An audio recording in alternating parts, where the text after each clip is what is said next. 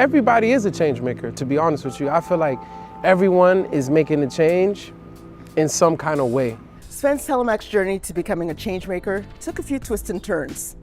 After too many funerals, a string of arrests for gun possession and dealing drugs, he finally saw the big picture. He realized that if there was any hope for his future, if anything could change, he would have to change his outlook and his surroundings.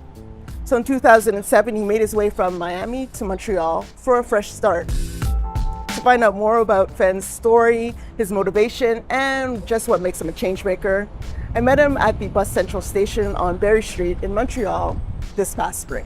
This is my very, very first contact with Montreal. For me to get to Montreal, I actually took the Greyhound and I spent 2 days on the bus to get here. And when I got here, it was just the end of that journey, you know, and the beginning of a new one. So take me back to that day. You arrived here in Montreal. What was the feeling? For me, it was a lot of mixed emotions. It was me leaving everything that was common to me, leaving palm trees and seeing evergreens and stuff like that on my way here. It was a new start, bittersweet.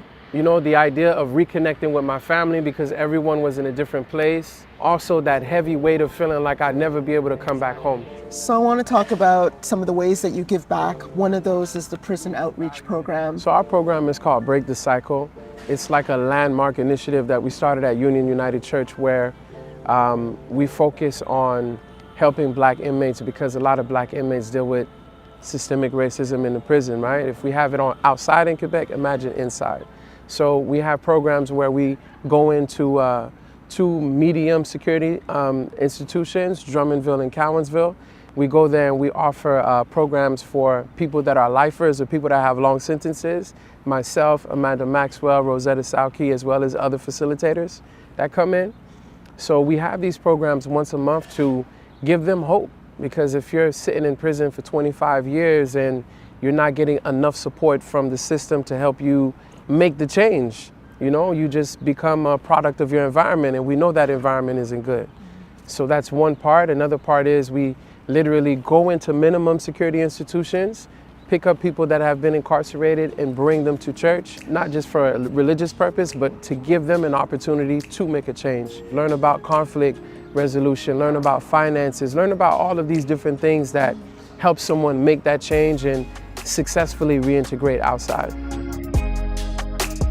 We headed over to the Union United Church for the weekly food bank. That's where I met Steve, one of the formerly incarcerated volunteers. He didn't want to show his face on camera because he says that he's still rebuilding his life after being in prison.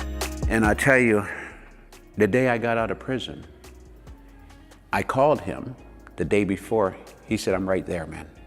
He was there to pick me up, to put my stuff in, to bring me to my apartment, to help me carry it up. Call me if you need me. And I would call him quite often because at first it was like I was lost, but you know, just trying to fit back in. He would come and he would bring me out to dinner and we sit and we talk for hours. And I think one of the things that I enjoyed about this brother is like, he was always working with young men and young ladies, and that's what I do today. I still work with young men and young ladies at the boxing club and everything and try to help steer them, try to encourage them, and try to help them focus on their journey in life. This is what he is doing today. I've never seen anybody work so hard in my life. Broken crayons still color. Like no matter what you've been through, it doesn't matter. At the very end of the day, you're still able to do something great, but you got to be patient with yourself. When did you realize that your story could matter? Again, church. Like, you know, one time they asked me to share my testimony. No one could really believe that that was me, that I was that person. And I felt like it was a good way to get some of the young men to really question the direction that they were going. Because I felt like I wasn't saying anything that their parents didn't tell them already, or any adults around them, but I felt like sometimes when people hear it from a different messenger, it has a different impact.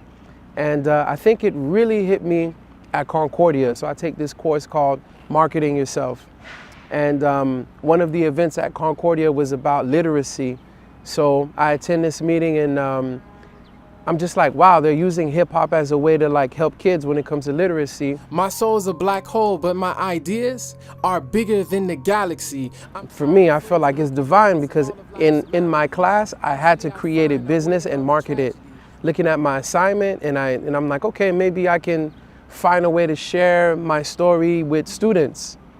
And I started to research high school speakers and stuff like that. I couldn't find too many in Montreal. The only person I could find that looked similar to me was Alberto Sillon, who's a firefighter and has been doing a lot of work with youth over the years. And I'm trying to find other people, and I couldn't find anyone. So I was like, okay, how do I take my life story and use it as a way to help me?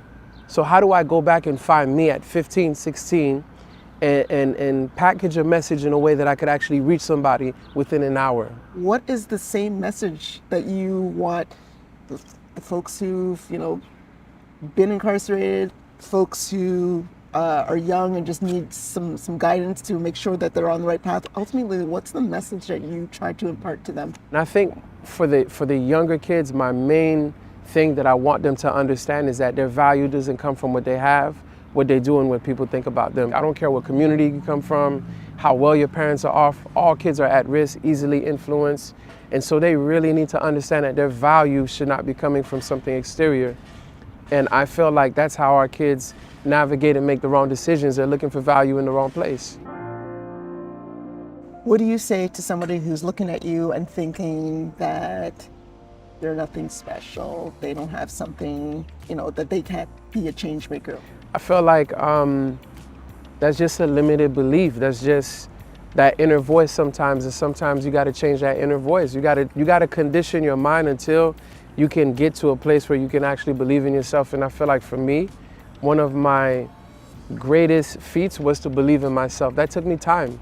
That took me time of real conditioning, changing the books that I was reading, changing the content that I was absorbing to drown out that inner critic, drown out this imposter syndrome and all of the above, and to actually believe in myself.